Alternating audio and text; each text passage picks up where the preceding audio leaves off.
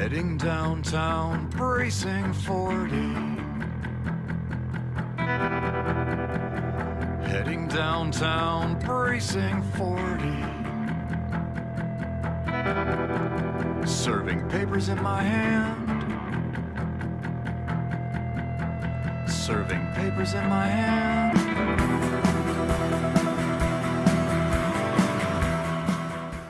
On peut être champion olympique sans être un extraterrestre, sans être quelqu'un d'extrêmement doué naturellement. Ils sont impliqués, ils sont rigoureux, ils sont curieux. Donc ils ont beaucoup de qualités qui vont, j'espère, les emmener vers le très haut niveau plus tard. C'est des passages par lesquels on est tous obligés de passer si on veut finir champion olympique. Pas 45 minutes pour faire un virage. On pousse fort au mur. On fait quelque chose. Là vous renoncez. Ça sert à quoi d'être là? La recette, il n'y en a sans doute pas. Je crois que c'est là, il y a quelques notions élémentaires. C'est beaucoup de travail, c'est beaucoup de patience. Beaucoup de capacité à communiquer entre l'athlète et son entraîneur. Voilà, mais c'est un travail de plusieurs années, voire presque 10 ans parfois. Alain avait évidemment pas le niveau, même pas le niveau des filles qui sont là, au même âge. Et pourtant il y est arrivé. Elevator all packed with lawyers, 4 to 1. Elevator all packed with lawyers. On se rapproche un peu de son expérience et tout, et on se dit waouh, c'est énorme quoi. Est-ce que tu es capable de le refaire à chaque fois pour que ça en devienne une habitude? Je pense que je pourrais le refaire, mais ça va pas venir tout de suite. Ça va venir tout de suite, mais si tu t'attaches à le faire à chaque virage, à chaque entraînement, ça va venir beaucoup plus rapidement que ce que tu penses. La route est encore longue, mais encore une fois, si on a la chance de les accompagner dès maintenant, ils auront d'autant plus de chances de réussir et d'atteindre leurs objectifs.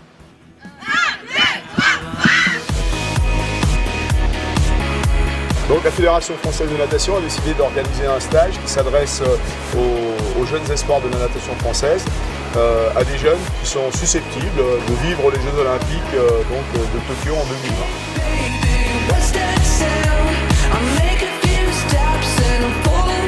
La France a bien progressé au cours des 3 dernières Olympiades avec de nombreuses médailles glanées au championnat du monde aux Jeux Olympiques.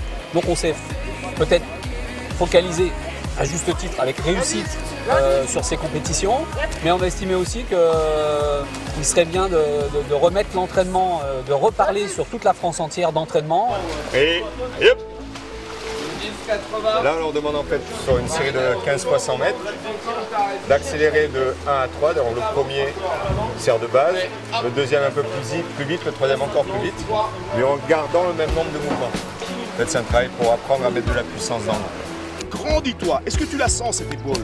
Le programme de Génération Natation, c'est vraiment de leur faire toucher du doigt ce que doivent être les comportements de haut niveau pour espérer un jour faire du haut niveau. En fait, ce qui m'intéresse, c'est que vous obteniez des coulées très très longues. Et des coulées très longues en immersion, en étant sous l'eau. D'accord? Là, tu sens? Et maintenant, tu vas d'avant, va un peu en avant, va en arrière. Coup de plus haut, tu construis la balle, tu regardes le bat et vers l'arrière. Hop, voilà, essaye de retrouver ça, moi je veux voir ce que ça donne. Enfin, le fait de le faire en dehors de l'eau, on arrive à plus vite la piquer dans l'eau. On arrive chaque jour à piquer des nouvelles choses.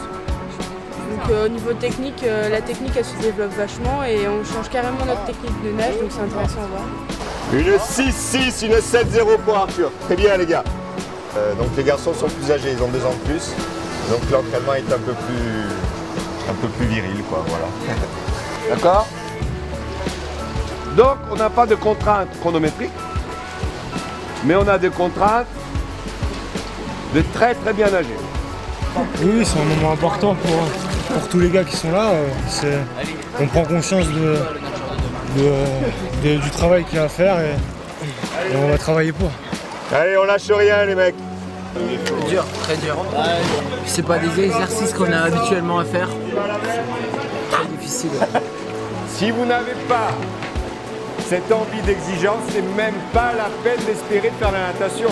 C'est pas possible d'annoncer des coups bras qui sont faux, c'est pas possible de ne pas respecter les consignes, c'est pas possible de même pas essayer. C'est clair comme consigne. Après sinon ça se passe bien, il y a une bonne cohésion, on découvre des nouvelles personnes, on entretient avec de nouveaux entraîneurs. c'est que du plus. Et puis ça nous permet aussi d'amener des jeunes entraîneurs sur ces stages qui sont encadrés par des entraîneurs de l'équipe de France.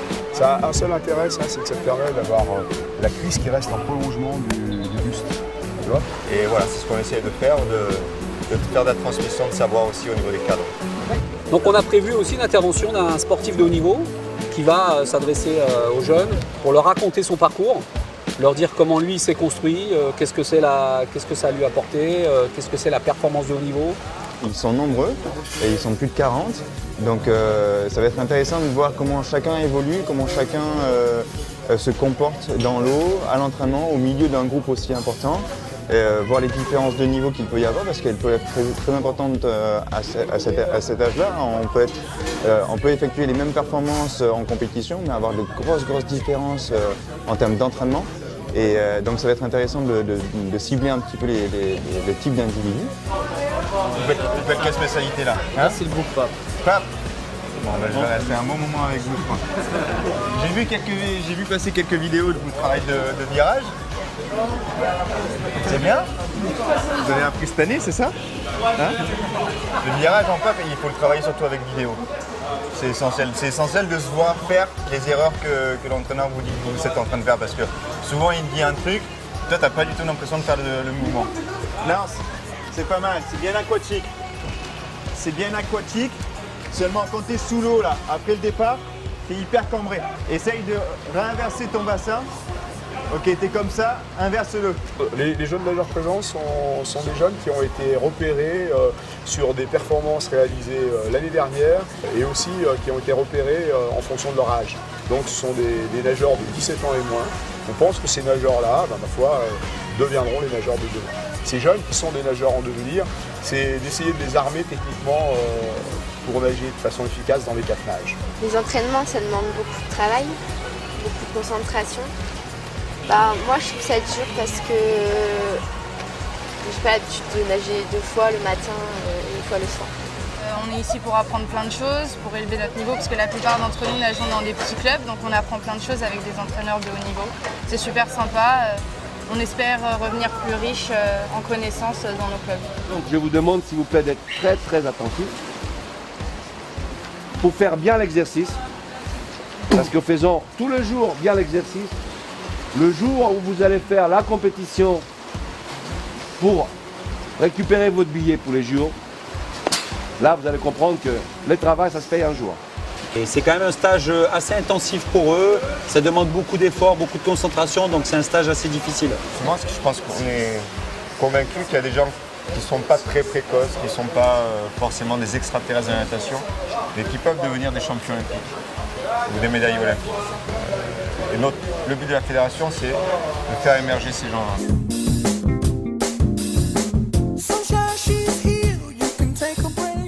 J'ai choisi de faire la natation parce que ça permet de voyager, de faire des compétitions à l'extérieur et de rencontrer beaucoup de personnes étrangères qu'on partage la même passion, le même sport, donc je trouve ça extraordinaire. Ouais, ça donne envie quand on voit toutes les autres nageuses aussi qui nous motivent et donc du coup on s'entraide, on s'encourage un petit peu, donc du coup ça nous donne envie d'aller encore plus haut. Oui, je pense que c'est des moments importants dans la vie parce que c'est seulement quand on est jeune qu'on peut être sélectionné pour des équipes comme ça et tout, et c'est des super expériences. Oui, ça nous permet de voir un peu nos forces vives en fait, sur cette catégorie d'âge. Il y a à peu près les meilleures nageuses françaises de 16 ans et moins qui sont là. Le but c'est surtout de les amener sur des comportements de haut niveau en fait. Et on peut rencontrer des nouvelles personnes et c'est très plaisant. Le fait de voir un nageur comme Frédéric Bousquet, ça fait rêver et ça donne envie. Je suis venu ici à la demande de la Fédération française de natation afin d'intervenir un petit peu auprès des jeunes de l'équipe de France, partager avec eux ce que j'ai vécu moi à mon arrivée en équipe de France. Ils sont nombreux et ils sont plus de 40, donc ça va être intéressant de voir comment chacun évolue, comment chacun se comporte dans l'eau, à l'entraînement, au milieu d'un groupe aussi important. Je suis là aussi pour leur expliquer mon vécu et mon parcours au plus haut niveau. À partir du moment où on choisit de devenir sportif de haut niveau, on sait et on doit accepter qu'il y a certaines décisions et choix à faire et à prendre qui sont difficiles. Bien évidemment, un adolescent sportif de haut niveau n'aura jamais le même style de vie qu'un adolescent qui ne fait pas de sport. Enfin, au départ, ça doit être une passion, ça doit être un sport ludique. Et ça ne doit pas devenir une activité carriériste où on s'obstine à devenir professionnel. Non, on est là pour s'amuser avant tout. Et moi, à mon âge, à 33 ans, si je continue encore de nager, c'est parce que je m'amuse. C'est pas pour d'autres raisons. Il faut beaucoup aimer son sport et savoir s'organiser. Il faut arriver à gérer les cours, la famille, le sport. Et il ne faut jamais mettre un plus en avant de l'autre. C'est le tout ensemble et surtout beaucoup aimer son sport. Parce qu'il faut se faire mal dedans et si on l'aime pas, on n'arrivera jamais loin. Non, j'ai pas une vie comme tous les ados parce que j'aimerais bien sortir les week-ends, mais je dois me reposer, je dois faire mes entraînements. J'aimerais bien avoir quelques jours de repos des fois, mais non, il faut travailler.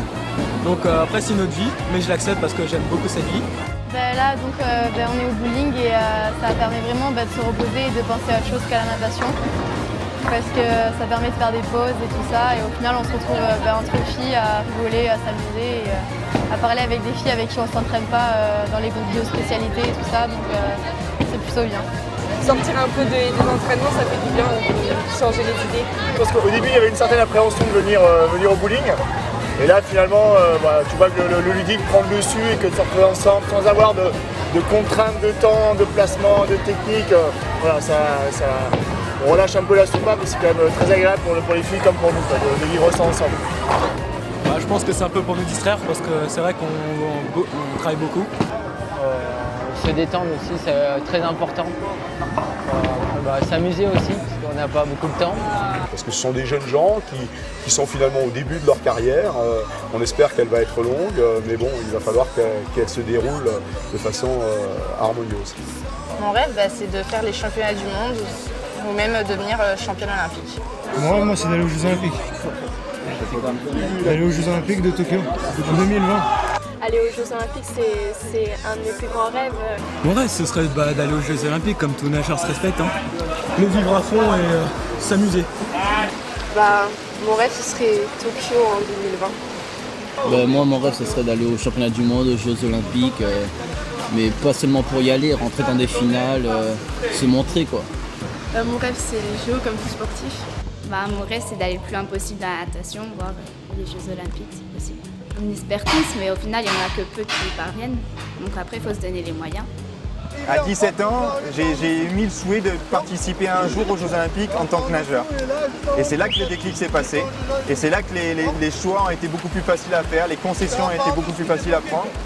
Et tout simplement, voilà, il y a eu une évolution qui a fait que 2 ans plus tard, je me retrouvais aux Jeux Olympiques.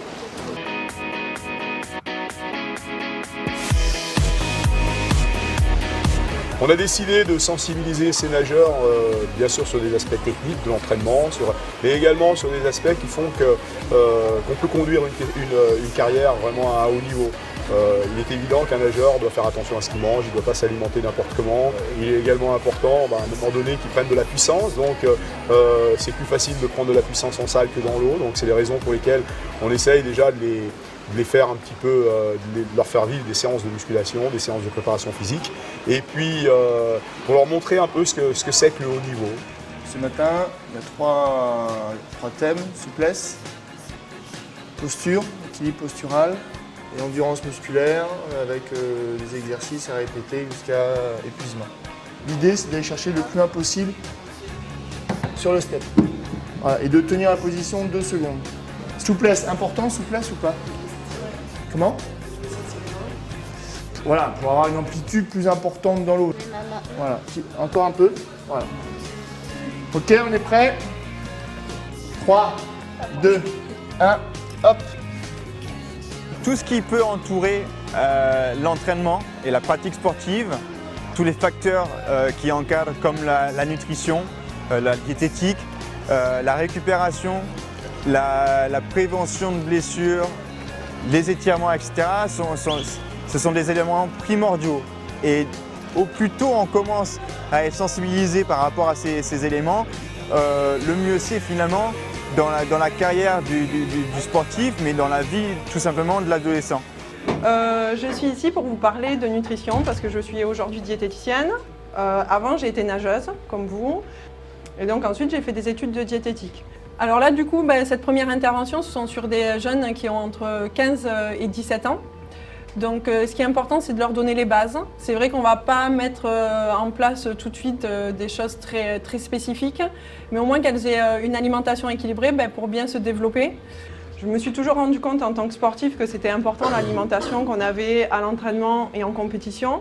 Je n'avais pas toujours le temps d'y faire attention et pas toujours l'envie. Donc moi aujourd'hui, c'est déjà de vous faire prendre conscience que ça a une importance sur votre entraînement et sur vos résultats en compétition et que vous ayez déjà quelques bases. Ça ne va pas tout se faire en une fois. On ne change pas les habitudes alimentaires du jour au lendemain. Alors ce qui va être en fait très important dans l'alimentation chez un sportif, ça va être au quotidien déjà de retrouver l'énergie nécessaire pour faire de bons entraînements, avoir suffisamment de vitamines et minéraux, tout simplement pour être en bonne santé et supporter les charges de travail. Et après, il va y avoir des choses plus spécifiques, notamment en termes de récupération. Ça va être également sur les périodes de compétition, avoir une alimentation adaptée qui permette de fournir un effort et de ne pas être gêné justement par les repas. Le fait de voir une diététicienne, je suis sûre que je vais apprendre de nouvelles choses et bien sûr que je vais en prendre compte parce que c'est son métier et je suis là pour apprendre. Un stage comme ça, c'est pas ouvert à tout le monde. Alors lorsque je fais des interventions justement avec les jeunes comme ça, j'essaie qu'il n'y ait pas d'aliments interdits. C'est simplement qu'il faudra éviter certains aliments, on va dire, à certaines périodes et privilégier d'autres à certains moments également. Mais c'est vrai qu'il n'y a pas d'interdit, tout est question de quantité et de moment en fait. L'entretien qu'on a eu avec la diététicienne hier m'a fait penser à prendre une boisson d'effort par exemple à l'entraînement. Je ne savais pas qu'on devait boire autant d'eau, etc. Et là peut-être avec un peu de sirop et tout ça pourra aller mieux. Donc je vais retenir sur tout ça comme conseil. Ce midi, j'ai mangé du poulet, des pâtes et une orange. Je pense qu'au niveau diététique, ça va à peu près. Quand on veut atteindre un objectif, on se donne les moyens et la nutrition est un des facteurs. La natation, on oublie souvent que c'est un sport d'affrontement. C'est un affrontement envers son engagement personnel, c'est un affrontement avec les adversaires. Et le résultat de la course, c'est que la gestion de cet affrontement finalement. Le chrono dépend de la gestion de l'affrontement.